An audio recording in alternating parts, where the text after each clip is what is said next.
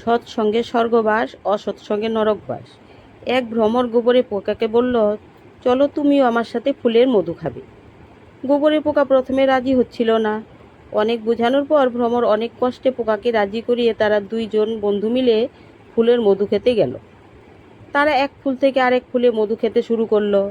মধু খেয়ে গোবর পোকা ভাবছে, বাহ, এত সুন্দর স্বাদ! তাই সে আরও বেশি করে মধু খেয়ে এক সময় তার নেশা হয়ে গেল। তখন গোবরে পোকা নরম ফুলের মধ্যেই ঘুমিয়ে পড়ল। ক্রমশ সন্ধ্যা ঘনিয়ে এলো। সন্ধ্যার সময় প্রাকৃতিক নিয়মেই অনেক ফুলের পাপড়ি মুজে যায়। গোবর পোকা যে ফুলটিতে ঘুমিয়েছিল সেই ফুলটি মুজে গিয়েছিল, আর ভ্রমণ নিজের বাসায় চলে গেল।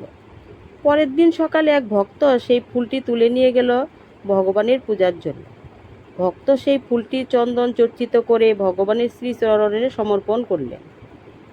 কিছু সময় পর যখন ফুলটি প্রস্ফুটিত হলো, তখন গোবরে পোকা ভয়ে ভয়ে তাকিয়ে দেখে, আমি কোথায় এলাম? আমি তো ভগবানের চরণে। আমি একটা গোবর পোকা। আমার স্থান ছিল দুর্গন্ধ গোবরের মধ্যে। গোবর পোকা মনে মনে ভাবতে লাগলো, আজ আমি যদি ভ্রমরের সঙ্গ না ধরতাম, তাহলে হয়তো কোনোদিন ভগবানের শ্রীচরণ তো দূরের কথা, আমি কোনোদিন তার দর্শনও পেতাম না। সাধুসঙ্গ সাধুসঙ্গ, সর্বশাস্ত্রে কয়, লবমাত্র সাধুসঙ্গ সর্বসিদ্ধি হয়।